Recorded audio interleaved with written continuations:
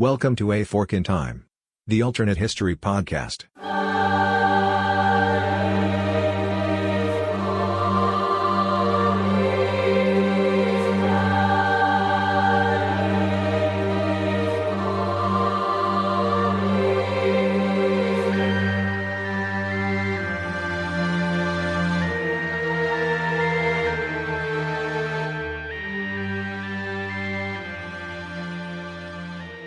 Welcome back to A Fork in Time. This is Don sitting in the host chair today.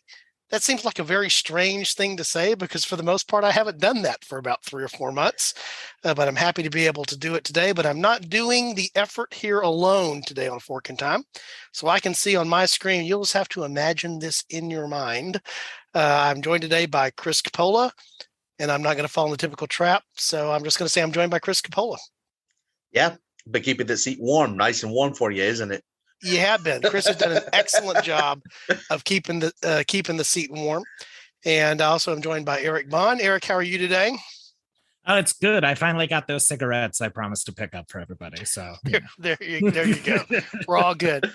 So as I had mentioned in the brief episode that I released, or update that I released a couple of weeks ago, we've had a lot of things going on and a lot of personal lives around the podcast here over the last few months, but we're getting back in the rhythm now. So I'm excited about that. I'm excited about being on a recording here. And I was actually trying to figure out when the last time was I had been in a recording, and it's been a little bit of a time. So it's good to be back.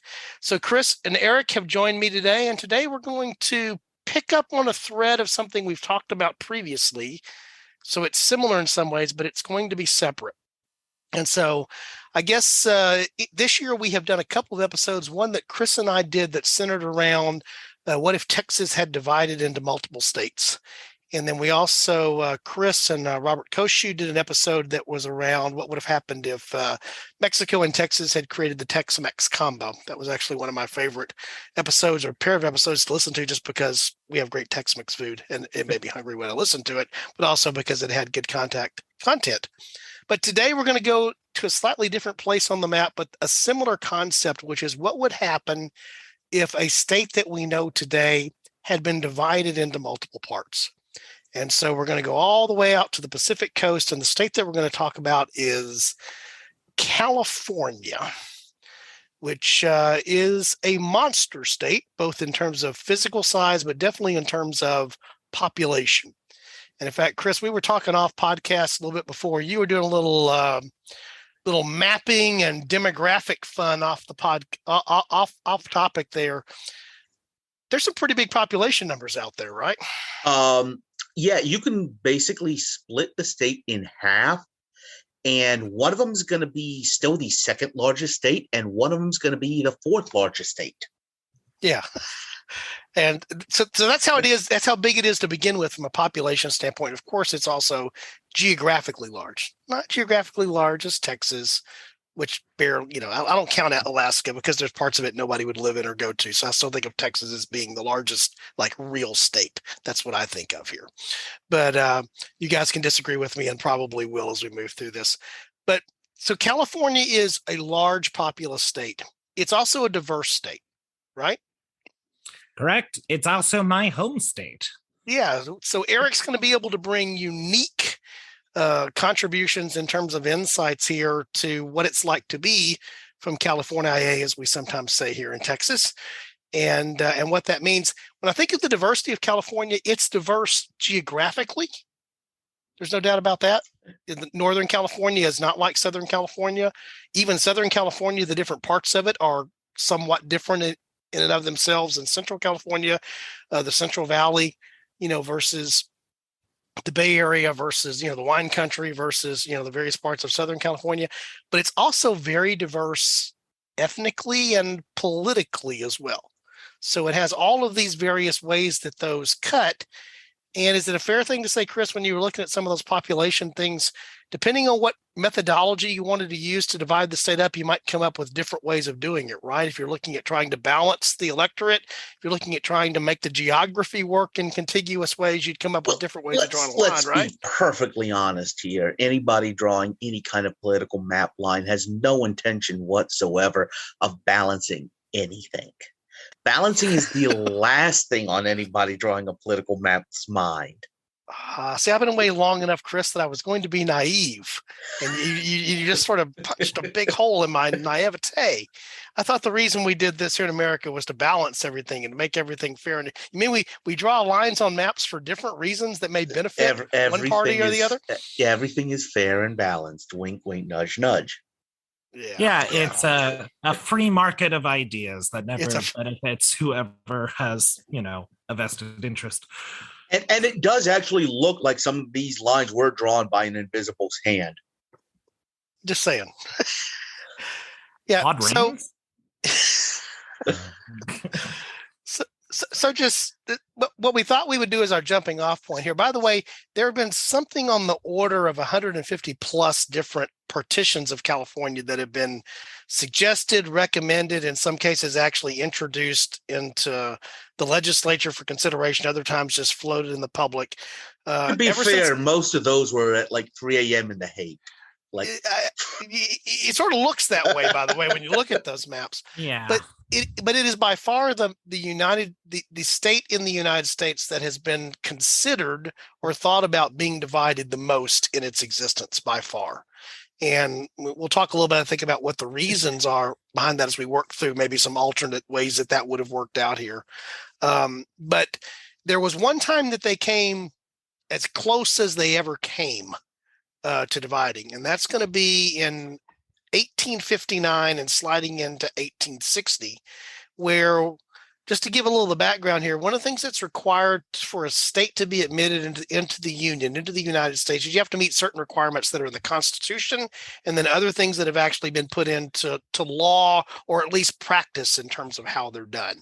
But one of the things that's required is that if you're not a territory, by the way, the Congress has pretty broad authority when it's a territory that wants to become a state. They can pretty much decide where those lines are based upon what they vote to do. Yeah, you do have to come in with a state. You have a state constitution, constitutional convention normally inside the territory. Have enough of your citizens saying, "Hey, we want to be a state, not just a territory."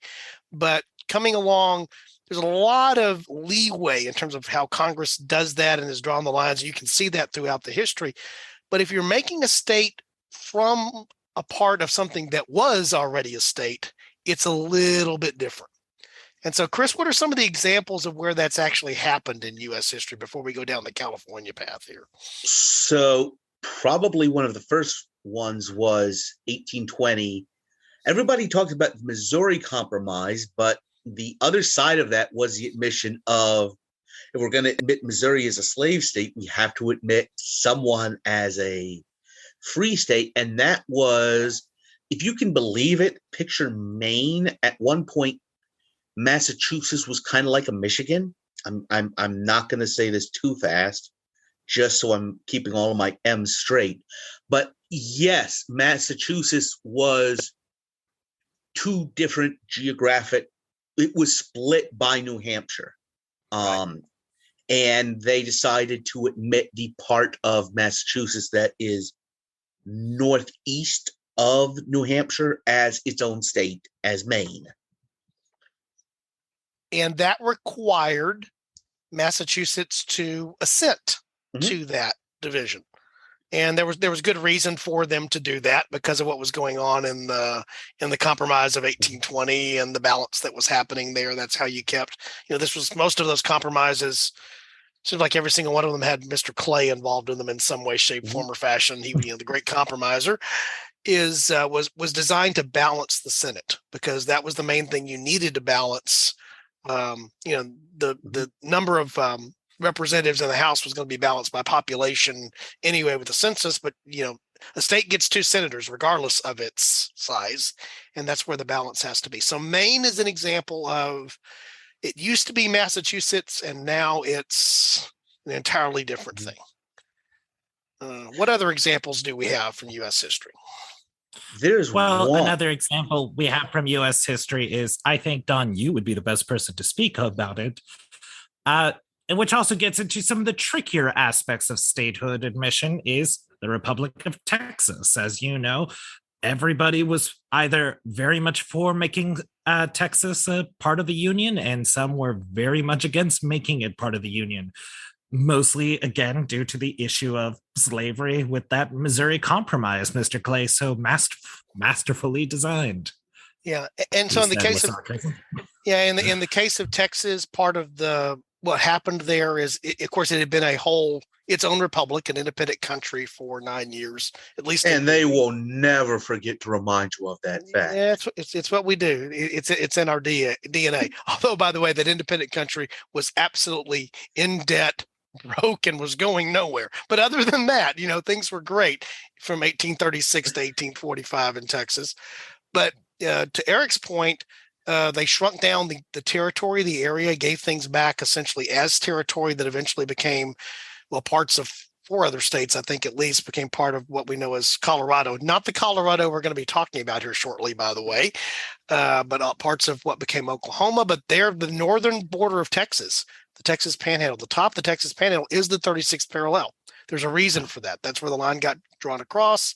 And in fact, Texas, depending on who you read and who you believe, either does or does not have the right unilaterally to divide itself into 5 states. That's a whole other question, because again, Congress retains some right when it comes to the admission of these states, and it would have to be the consent of the existing state, like we're talking Massachusetts giving Maine permission to be something different. Eric, you're going to say something? No, I was very scared that we were going to have to talk about United States versus, I think it was white, after the Civil War, when Texas tried to say, like, well, we had a legal right to secede, but I'm glad we're not getting into that because it makes me so infuriated. So all good. And it gets tricky because Texas can argue we voluntarily entered, we can voluntarily leave was part of that, but it's, sort of no backsies is just sort of what the other side of that was. You can't go back. As the memes would say, play it again, Uncle Billy. But let's not get into that right now. Yeah. And then the other one that immediately jumps to mind to me that's a big one is West Virginia being formed out of Virginia. And the reason I bring that up is that one, was that really with the consent of the state that was, ceding the territory? Well, when you're in rebellion and you have claimed that you're no longer part, maybe we don't pay as much attention to what you say or don't say about that. Were you gonna say something, Chris? Yeah, I was wondering. I was kind of holding that back to kind of throw out there as like, hey, actually, the Civil War didn't stop states happening. Right. But the other thought being,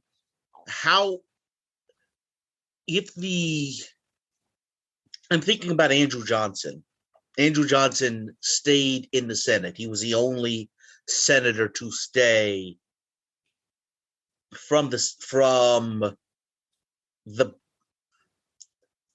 I'm looking it up right now. The traitorous areas. Who did? Was there a rump grouping that? Because I know the West Virginia counties did not vote for secession, but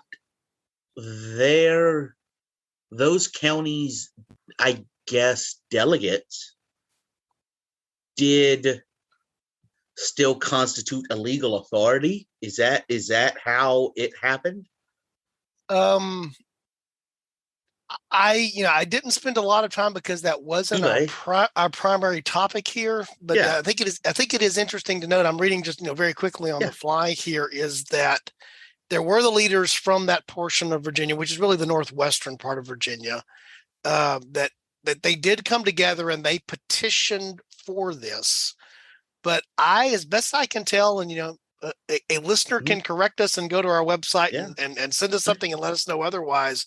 My understanding was there was not even, like you said, there wasn't even a rump sort of fake Virginia approval thing that actually happened. The U.S. government just sort of said, there we go. There you are, your state. Well, no, but like if they, other than the presence of a quorum, if enough of them got together, they were still the recognized delegates of the state of Virginia and could have asked to be admitted as this other thing. Anyway, this We isn't digress. about Yes. So we digress. We And, you know, digress. not every population center who wants to become a state does become a state. The early Mormon settlers wanted originally to create a state called Deseret, and Correct. the U.S. said, no dice.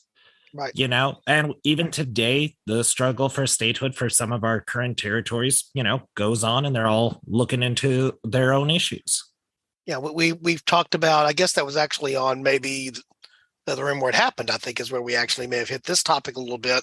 But DC statehood for a territory like Puerto Rico, you know, others that exist. This is it's been a long time since the 50th state was admitted in the form of Hawaii, but it's not that there can't be this happening again, either in the form of a division or in the form of the new admission of a territory that would meet the qualification for statehood. If you're going to ask me the most likely thing for that, I think Puerto Rico would be that. But, you know, there's been a lot of opposition to that as well, because there are benefits to remaining a territory and not becoming a state. And so you're right. Not everyone is there. And most recently, go ahead. Oh, I was just going to say, and most recently, like the House just admitted a new bill that will be considering a plebiscite for Puerto Rico to let them decide, do you guys want to stay a state? Do you want to be a free association? Or do you want to be entirely independent? Right. And the other thing which is relevant to the topic that we're going to have here is there have been a number of modern efforts in California. I'm talking within the last few years of things that have made it to the referendum level at the state, or have been introduced in the California legislature, or have just made it into the public mindset, again, about looking at various ways to divide that. By the way, most of the time there it's divided into 3 parts versus 2. So we'll probably come back and talk about that here at some point. But all of this coming full circle. So there is precedent for this happening, a state being divided, the Maine, Massachusetts scenario, the West Virginia scenario, other ways that territories were carved up and redone and formed into states. But California was a recently admitted state in 1850, after the gold rush in 49, erased, get it as a state. And it came in as a singular large territory with nowhere, back to the conversation that Chris and I were having off podcast, nowhere close to the population that we think of California as having today. In fact, the population aspect that we think of California today is very much a recent phenomenon. We're talking last, half century, a little bit more century, maybe? Honestly, to kind of put it a little bit of perspective on it, California's population didn't really start blowing up until the last state was admitted. Right. Yeah. Just about the same time.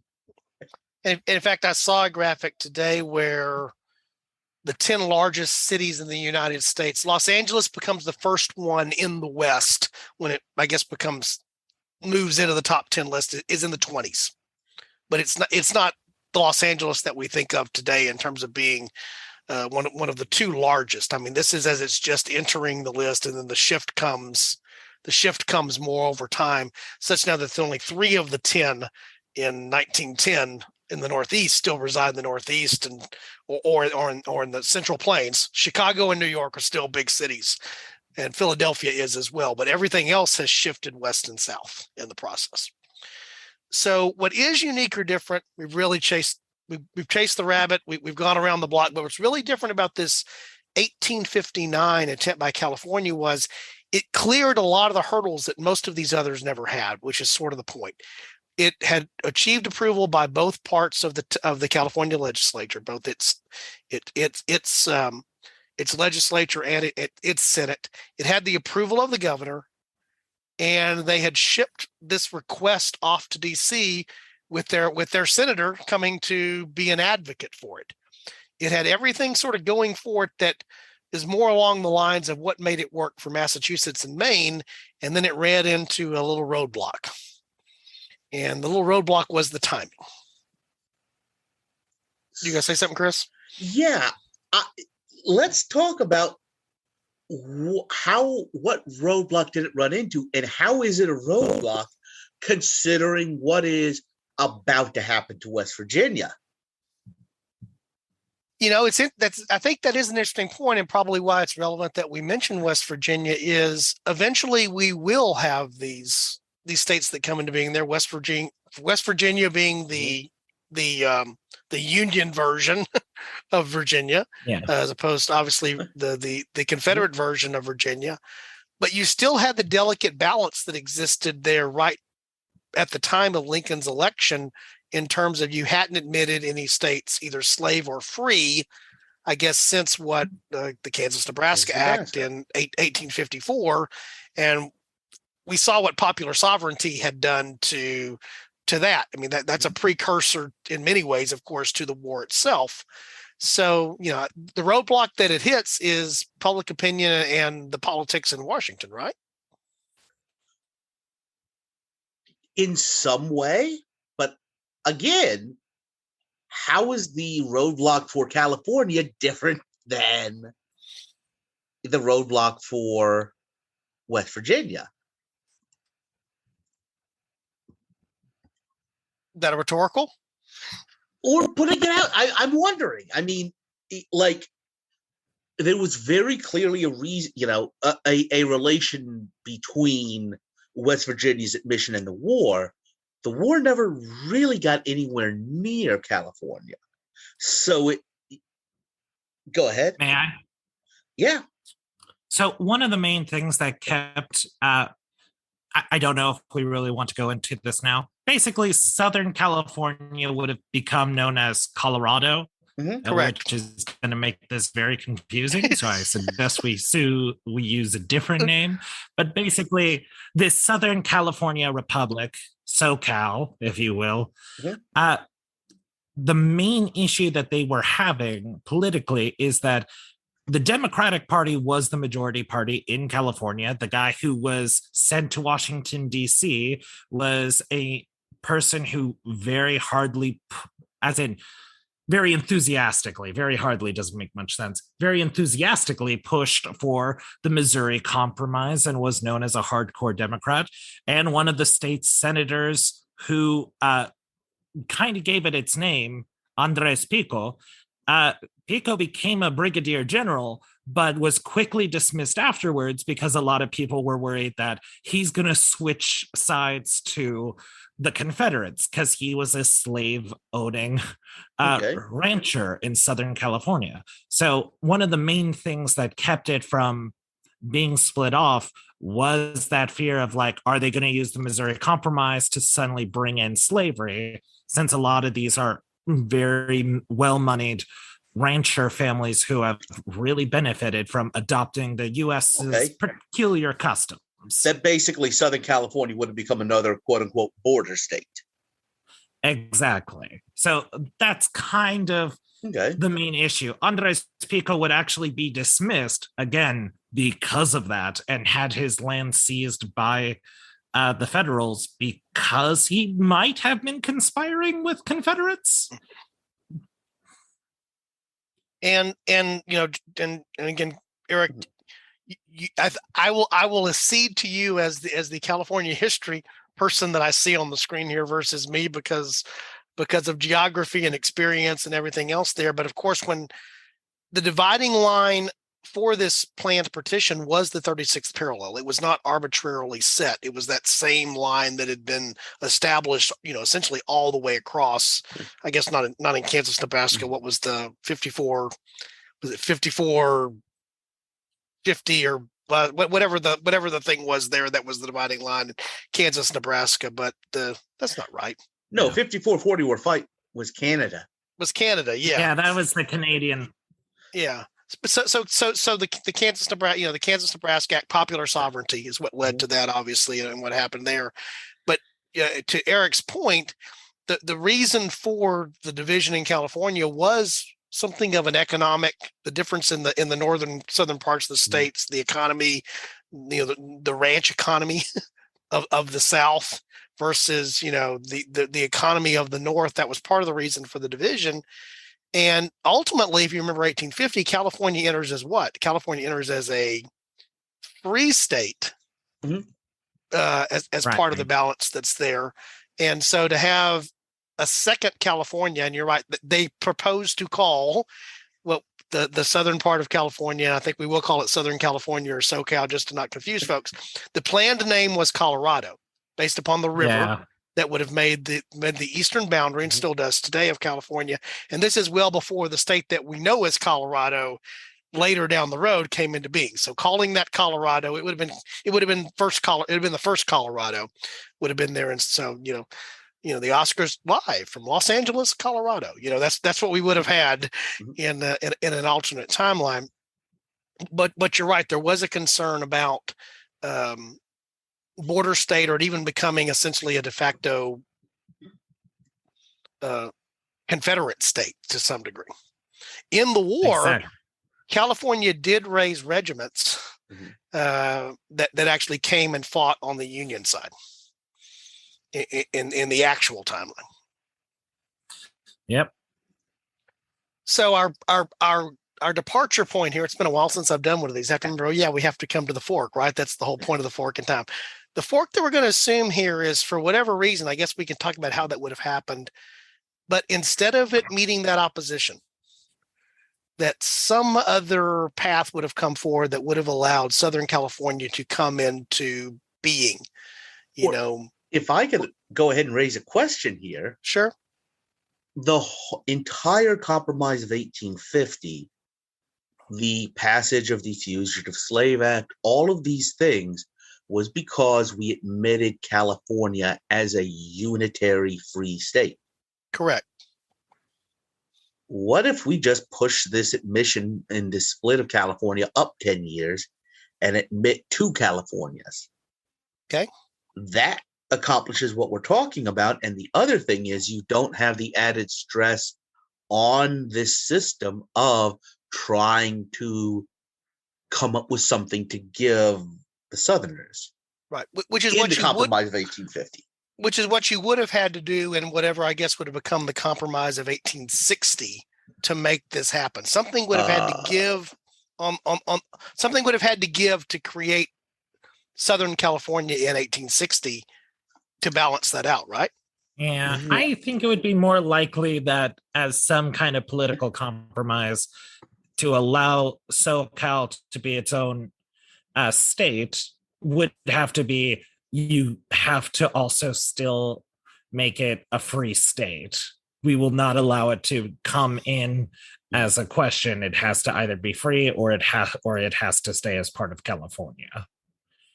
To which, for guys who are way far away, they're not going to be able to contribute much and start to the Confederacy, since there's such a vast swath of territory between them and Texas at closest. Probably, I think that would be a more politically savvy argument on their part. Besides, they're still rich. Yeah, I do like Chris's idea of, if we're really going to go back and have the division in time here, let's make it, that's the way that it came in 1850, right? Because again, then it's not a state. You're not dealing with a currently constituted state. We are rushing to get these geographic areas admitted because of the gold discoveries. So rather than just tying ourselves in knots and making it that much harder, we'll lop off the southern part. I like the that I'm forgetting the term here when you something is it's Occam's razor. Let's do it the simple way, right? Right. Yeah. So okay. So let's do that. So we just buy fiat there, which is one of the things I love about a fork in time. We can just buy fiat, do all kinds of things. We just created 2 Californias. We'll call them Northern and Southern California again, not to confuse the whole what is Colorado issue. So they come in 1850. So there's a Northern California and a Southern California. Moving forward in time, what's the impact? What's the ripple of that fork? How are things different if we don't have one big unified California? Are we still allowing for Southern California to have slavery? Let's answer that question now while we're deciding things by fiat. How do you think that Yeah. ought to play out? There was a desire for it to be there because of the nature of the economy, right? Yeah, the problem is that most of the slaves that were being used were Native Americans, which was a holdover from some of the earlier settlements in under Mexican administration and going into them as a free state. Is that while not officially slavery, it was still like, hey, you are in crushing debt to this man who I can't remember his name right now, but basically he claimed to be German, but he was actually from Sweden. And it was a system of you are under crushing debt to kind of more of a fiefdom to this one landlord. And it was basically slavery in all but name. So I do think that it would be a slave system. How much it would cost to bring slaves over from the East all the way out to California, that is going to be something that probably is only going to be the most wealthy of slave owners. So, by the way, just to put a couple of things out there. One, Eric, you just described the American Southern economy up until like the 1920s. So, Yeah, not that big of a problem there. Two, the United States government really didn't have a problem with anybody mistreating Native Americans in any way they chose to for a long period after this. So they definitely would have been fine legalizing whatever that turns into. I think we're just dealing with another slave state. And by the way, a slave state, a border state more specifically, a border state, by the way, that doesn't even technically border the Confederacy, so matters just that much less when it comes to emancipation. Right. Now, do you think the fact that they would have a higher Hispanic population would probably affect how they're treated by Congress when they do send their representatives? Expand on that a little bit. So some of the ranchers were typically of Spanish Mexican descent. Most of them got into state office without issue. However, then going all the way east, like in Florida, there were still high Spanish settler populations from their time under the Spanish Empire. I'm just saying, do you think that'll be an issue once they go to a more homogenized east to, say, go to the Senate and Congress? I don't necessarily see that as an issue. A lot of these, they would be also very Catholic. That might be that more of would an be issue. more likely. I mean, these people, again, referencing the Tex-Mex episode, they're very likely to be almost peninsulares. They're going to be almost indistinguishable from what is considered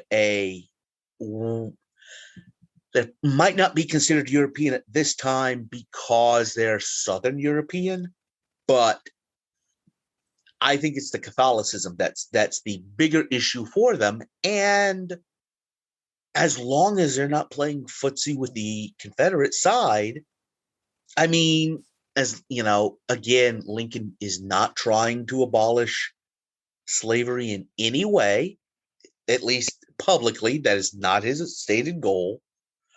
I don't see any issues with them straight through the end of the war. And I feel at the end of the war, what will happen is, again, like the economic system you described actually was built in the American South after the war. I don't see a need to change anything here. It becomes the path of least resistance for a lot of ways just because it is. Mm-hmm. And I think you could even argue that, if this were happening in 1850 at the time of its admission, there could have easily been a path that would have created the North and the South, with the thinking the North was going to be free, the South was going to be slaves. Some other ballots, came into that. And again, we're only having to deal with, we're isolating the California part, not ignoring that something else might have happened somewhere else on the map that was the balancing aspect of this. Because ultimately, where I'd like to see us go in terms of the historical what if here is how this ripples forward over time, because eventually there is the westward expansion and the shift of population centers out to modern California, unified big state California now, Right. in a way that I think you would still have very large population centers where they are today. They would just be not in one unified state. And what would that mean in terms of the way, that played forward throughout history, all the way from the Civil War to present, but particularly the way they would play out to modern times, to now?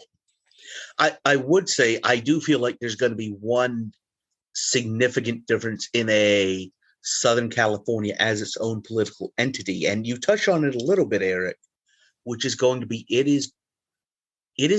I feel like it might be almost like a Louisiana, in that even in Texas, because you have so many Anglo settlers that came in, it's a little different. I think Southern California has a distinctively Hispanic, Latin, Catholic feel to it. That since it's not combined with the Anglo prospectors up north, or also all of the other populations that we're about to get to coming in up north, right? It does have a really different character. Yeah. It already does in our time, but I think that's a little more so. I have to ask because I am a Southern Californian, so I just want to make sure we check all boxes. Yeah. And one of the things that we were talking about off podcast, Chris and I were looking at some of the electoral maps. Because the first place I immediately go when I think about a different configuration is, imagine you have all of the population that you do today in California, just in two separate states versus one. So the immediate thing that changes is it's a different electoral college than we know today, because there's two different sets of electors. There's the Northern California set of electors. There's the Southern California set of electors, and they occupy 4 seats in a collective Senate versus 2.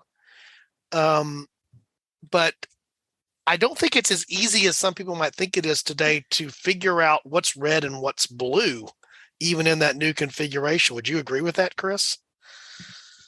Definitely. The interesting thing looking at it is, and we talked a little bit in many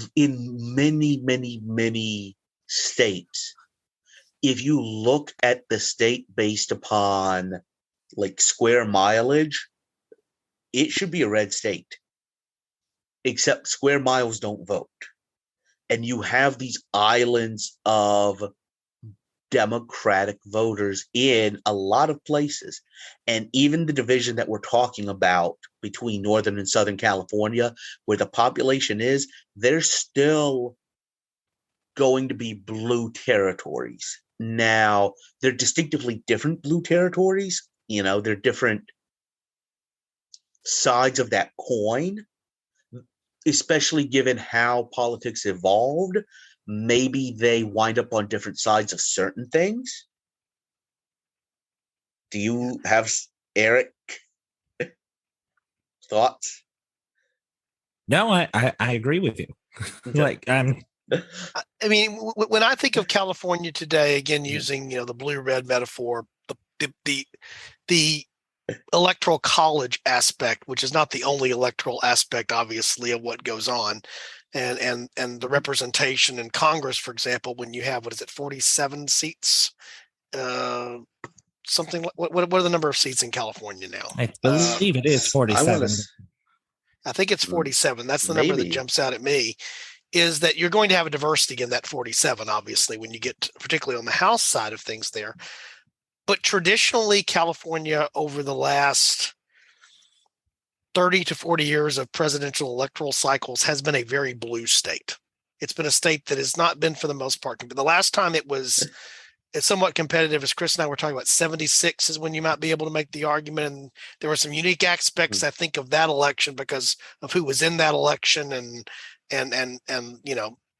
what had happened on the Republican side leading up to that, for example, is an aspect of that, having a former governor playing into some of the politics that's going on there. But, most of the time today, when you're drawing out your electoral map of the United States, you immediately put California in the blue column today. And also just thinking about everybody's election night experience, you're seeing polls close across the country. And you have to realize California's a 53, by the way, 53 reps. Wow. It's gone up. Plus 2 senators. Right. So 55 electoral votes. So whenever you're sitting there and, this bothers me. Whenever you're sitting there and polls are closing, even starting into the central time zone, and they start calling states, at the back of your mind, there's almost 60 votes guaranteed to come down on a way that we can't count yet. Right. Yeah. From historical and polling data how it's likely to come. And I guess the reason I bring that up is the first place I go in my head, somebody could show me things that would point this out differently. I think both Californias in the split California scenario are both blue states. One is just more blue than the other one is. The Northern California is the darker hue of blue. And you might have situations where, at least historically, the way it's played out, Southern California may be a little bit more of having some purple elements to it at times, but definitely today, the northern part of California would be about as blue as you can get in most of the United States, I would think, right? I would say that it really depends on where the cities are, because we really like to collect into small groups into one area, and then we get very mad that we don't have as many seats. That's just a whole other complaint about how that gets broken down. But essentially, yes, the more rural areas do tend to be more red leaning. The more areas to where you are packed in with a ton of people tend to be more blue. And that's kind of been the main issue with Northern California, which is more rural and feels that they are giving a lot of their resources down to Southern California, which needs them because they're a desert. And Southern California says, well, when you start actually making money, either through entertainment or Silicon Valley or some other draw, we would be more than happy to provide a kickback to you. That's the one thing I'd say. We think about when we talk about Northern California, you're thinking the Bay Area. Mm-hmm. There are a lot of places in Northern California that are better described as Southern Idaho that are going to be very, very, very libertarian, conservative leaning. Back to your point, Chris, I agree with that. The difference there is what is the population density in those areas and how it impacts. Right. And again, I think Eric hit upon a very important thing. The immediate place that's easy for me to go, sitting half a continent away in Texas, is I start thinking about what is the impact of this in a presidential election, because I'm not ingrained or dealing with what are the state level politics inside of California, which are pretty complex. I mean, you mentioned there, the natural resources in the state, water. I mean, water is a major thing in all of the American Southwest, and is particularly true for Southern California. The big unified California and its southern part today, or what would be Southern California in a divided California,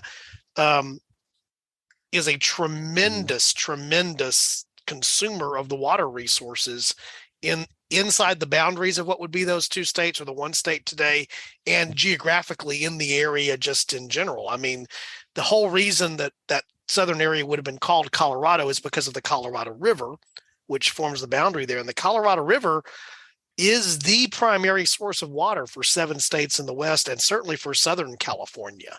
The state variety, or the southern half of the one state variety today. And the politics of, today, the capital, by the way, being in Northern California, Sacramento, the politics of that are the state level politics are very different than just the presidential every 4 years. This has an impact aspect of what it would be. It's easy for me to want to focus on that as my point without thinking about what does this mean day in, day out for residents that are in California, at local level, state level, county level, that kind of thing. Yeah, especially considering one of the things that originally in our own timeline kept California from being a slave state was that, unfortunately, it was one of those territories that very much wanted to make it an African-American free zone, very much like what happened with Oregon, of like, oh, we will solve the slavery issue by making sure no Black people get here. That is the plan. So that's kind of what tipped it in favor of being a non-slave state, because they were like, well, you can be a non-slave state. And they were like, good, that'll be our plan. So that's also going to be a very interesting diversion with a now Southern California Republic. Let's call it that. That sounds like a pretentious enough name for this pseudo state. But within 100 years, it will probably, if it continues on a current trend with us, it'll be one of the most populous states in the union, as well as the wealthiest, especially when you consider its natural resources, mostly oil off of the coast. Which is I think that's an interesting thing that you bring up there too, Eric. Most people forget that there are petroleum resources in California, because after, was that in the late 60s that there was the rig incident, the incident offshore there, the platform incident, and California being very green, very, they have oil. In fact, all throughout the city of Los Angeles, hidden in what looks like buildings are there is oil production out there. There are refineries out there that bring the oil there locally. It's not just brought in by tanker to be there. So one of the things that ran through my head was, in whatever would have transpired, I was thinking 1860, but Chris has us reset to 1850 is when this would now. Would that have been the same moving forward? For example, could we be looking at Southern California, the state, rivaling a Texas or rivaling another oil producing state with an entirely different way that the economy may have played out in that different version of Southern California? I don't know that it rivals a Texas, only because I'm not sure that the deposits are offshore. They're a little harder to get to, but I do believe you don't have the state regulatory impediments that you do today because of it being joined to Northern California. Right. For example, you wouldn't see. Go ahead, Eric. Yeah. Oh, I was going to say, if there is a spill at these offshore refineries, because it's going to be affecting them directly in their shoreline, they're going to have to, and they are going to have to be the ones who would have to take that on themselves to clear up and deal with the damage. And since it's a smaller area and it's more confined, meaning it's going to interfere with their other oil producing operations off of that coast, maybe we see something, but there's going to have to be a huge accident first before that would spur them on to take any stronger regulatory push. Yeah, and again, or maybe they're incredibly forward thinking, but most of the time when oil and gas is involved, the answer normally to that, by the way, is no. I can speak also from personal experience when it comes to that. But, one of the things that ran through my head there, again, thinking down alternate timelines here, which is what we do, is imagine if there's more of a petrochemical economy in Southern California.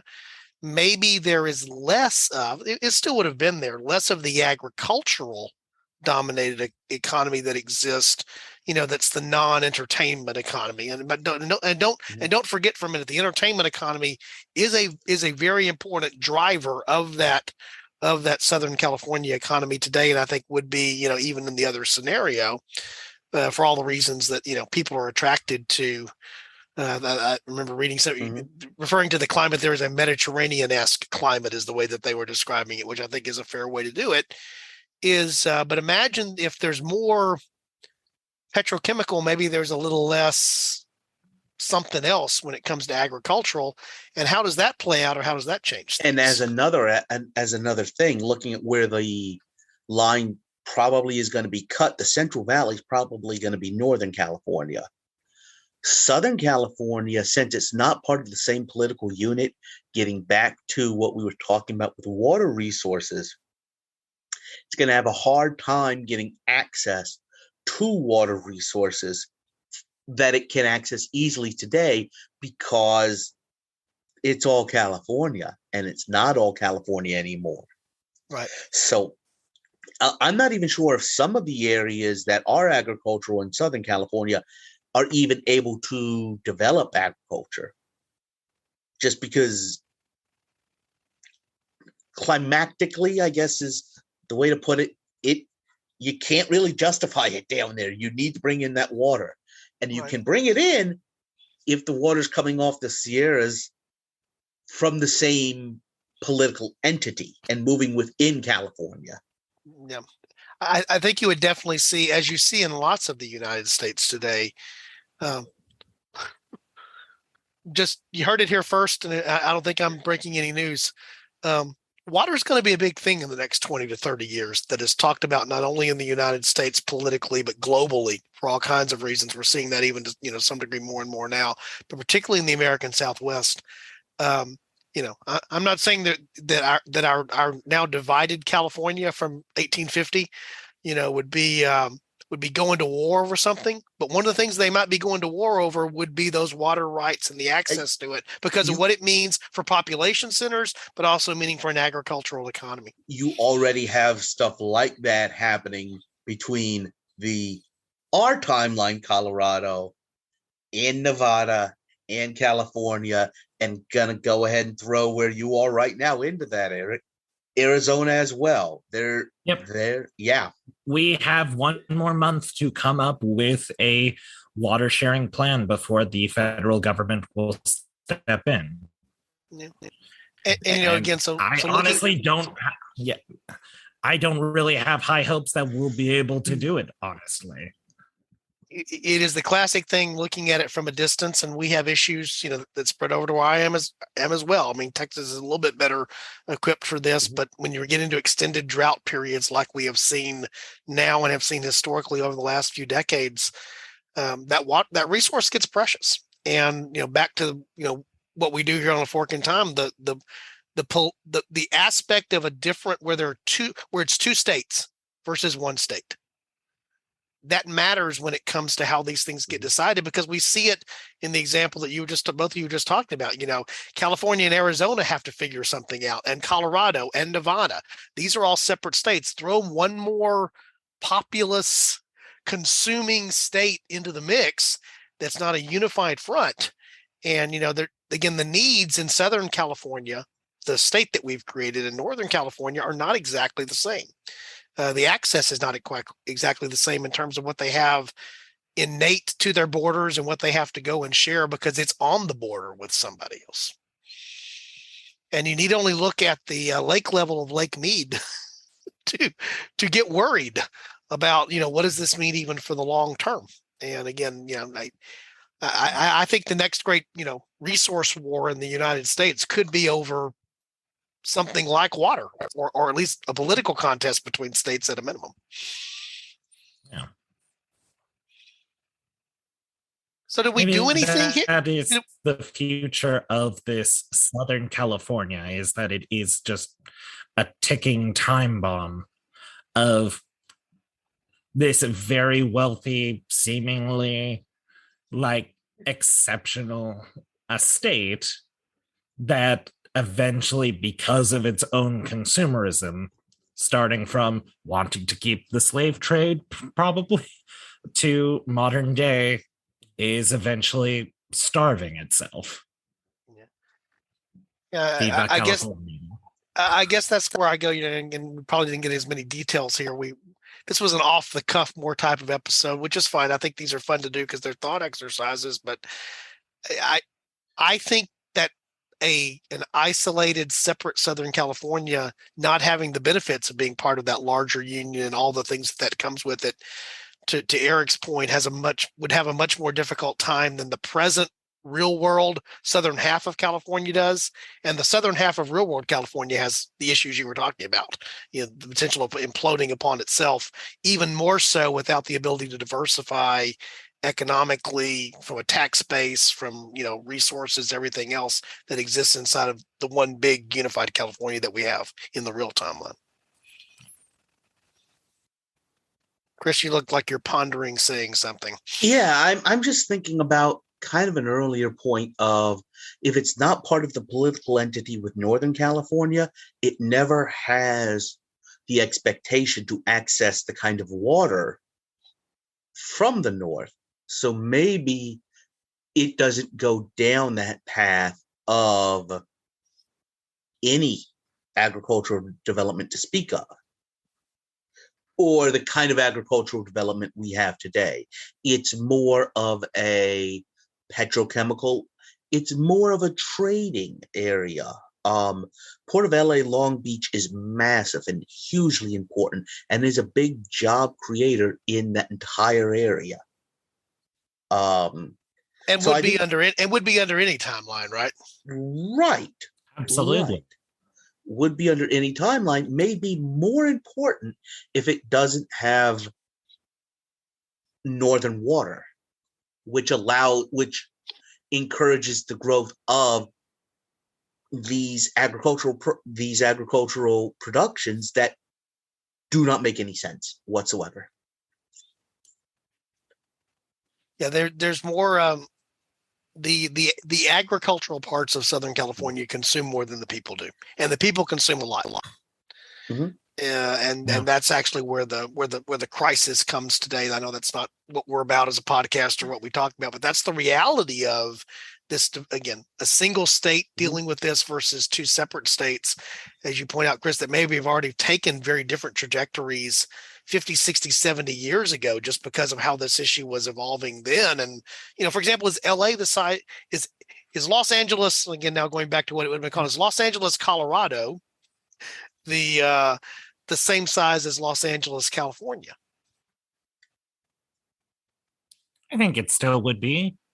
I think so. However, it would be the most haunted state, because it will be the final resting place of the Queen Mary, as Long Beach currently is. Mm-hmm. But, I am kind of closing my eyes and picturing Colorado, California, as almost an American Dubai. Very petrochemical heavy, kind of an intellectual property, a trading center. Does that kind of strike a chord with anybody? I can see that. The thing I guess that I struggle with is, the phenomena that we know of, whether this is fair or not. When I think Los Angeles, I think Hollywood, right? It's not that. It's it's more than that. It's, there's two major ports there, if you want to count, LA and Long Beach separately or the same. It's the agricultural areas, so it's easy to stereotype it as, well, LA is LA. But the thing is this, to think about like how that happened.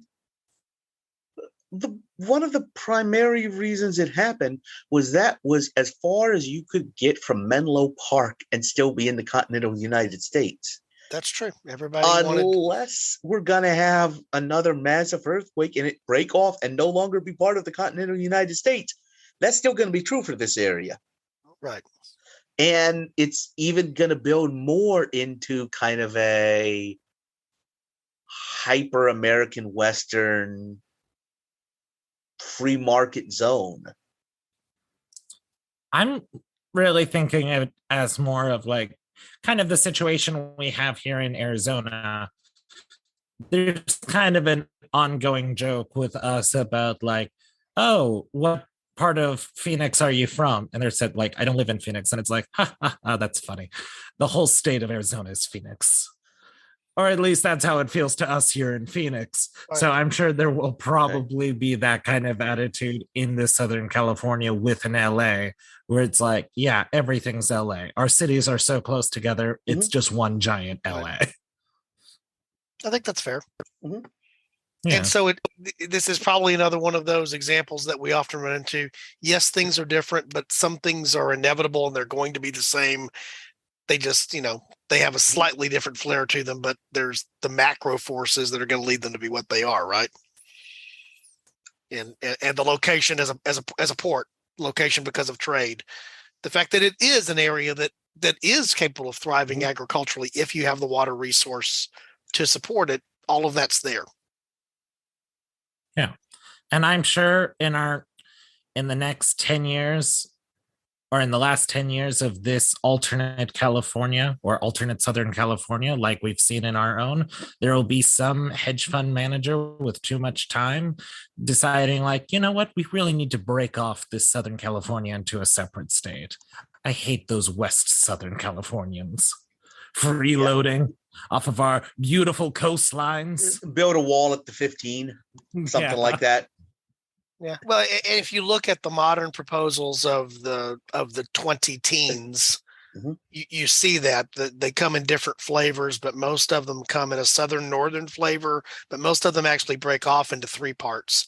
And so it really is separating the coastal parts of the southern part of the state, essentially the coastal, a little bit further inland parts of the northern part of the state, and then all of that desert stuff gets separated off into something else just because it's the rest of it.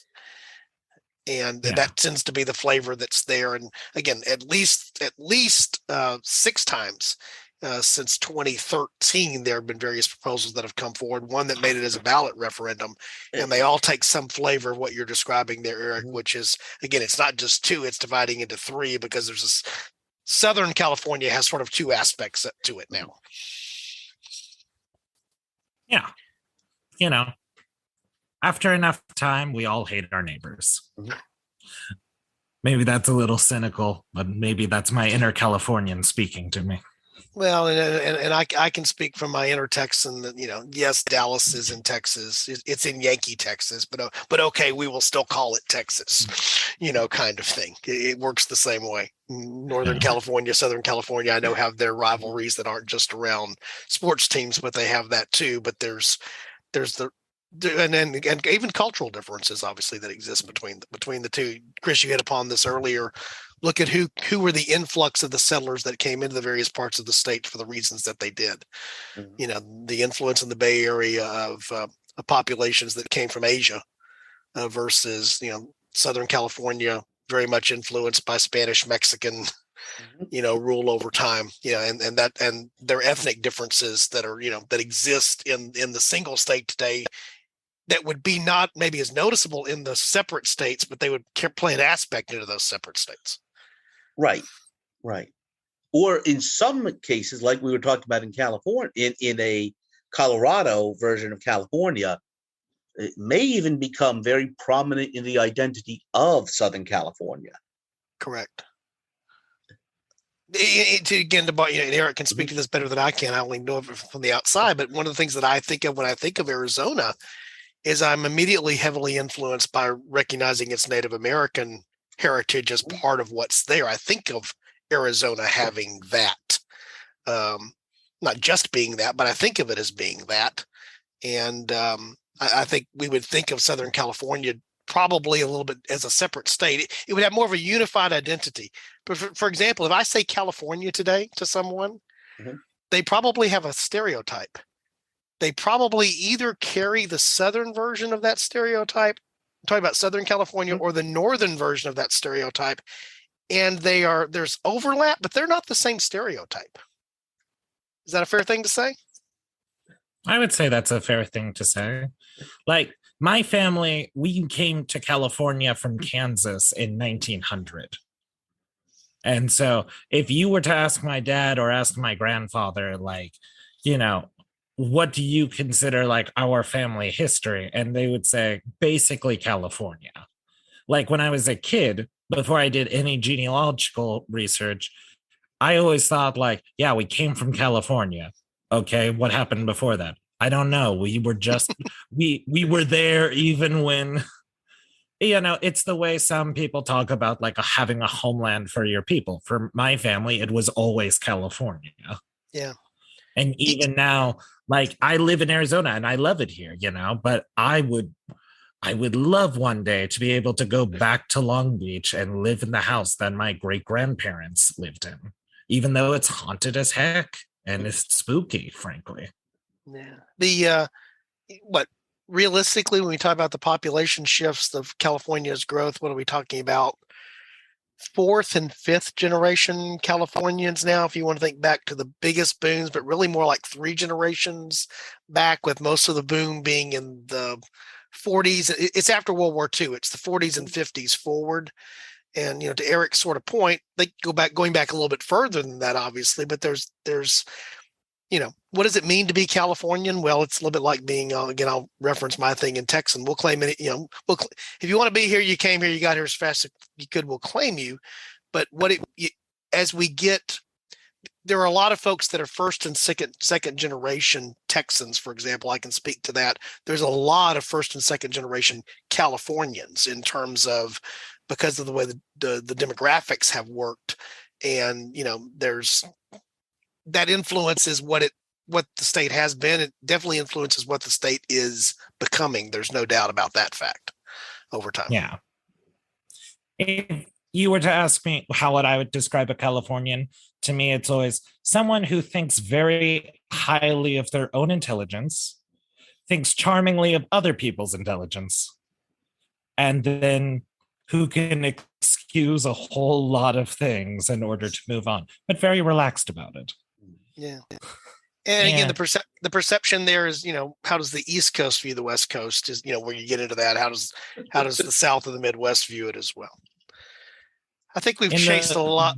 Go ahead, Eric. In the voice of my countrymen, West Coast for life. I was just going to say West Coast for life, Don, always. Yeah. It's a Californian thing. All right. We have definitely chased whittling creatures off the trail on this one, guys. Anybody have any closing thoughts that'll sort of bring us home or pull it all together? One, we are going to devastate the sweatshirt industry of the San Francisco Bay Area.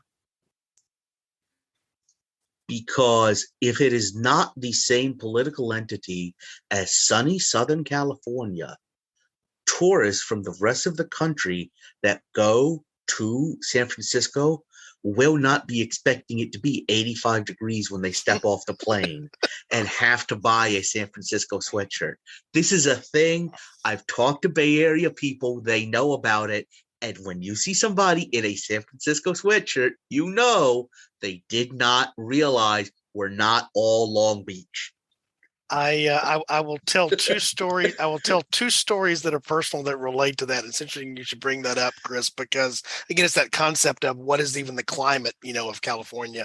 My dad was stationed in the military in the Army in the San Francisco area in the 50s, and would reference that. I guess Mark Twain was the one who at least is ascribed to have said it, that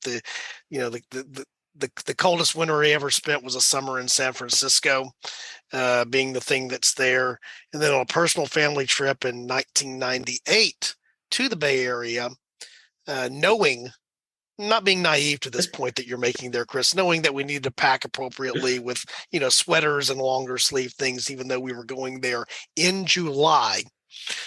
We actually went down and watched the July 4th fireworks down basically directly next to Giardelli Chocolate down on down near the pier there, looking out over Alcatraz. Fisherman's Wharf.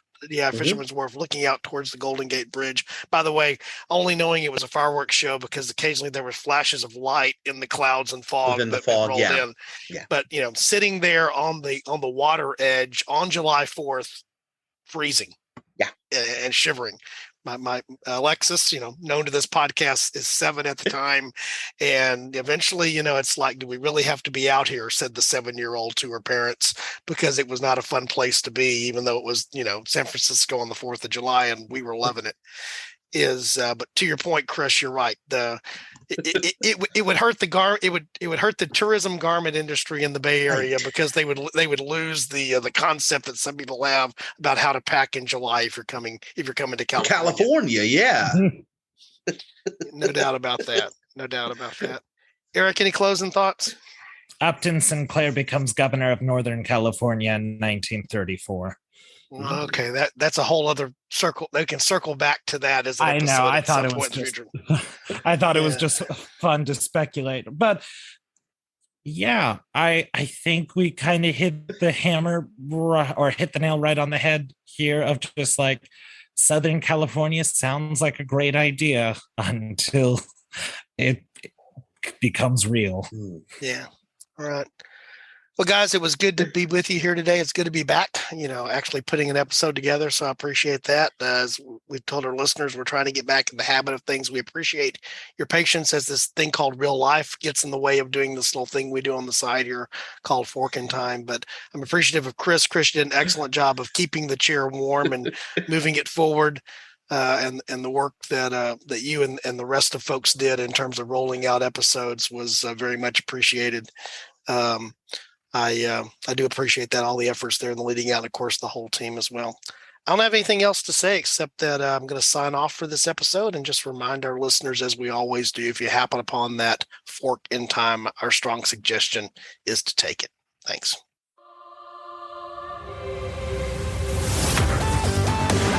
Thanks for listening to A Fork in Time, the alternate history podcast.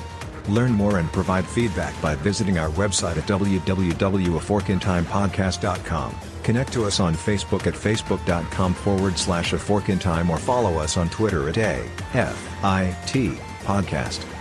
If you want to support the show financially, visit our Patreon page at patreon.com/aforkintime. We hope you will join us next time.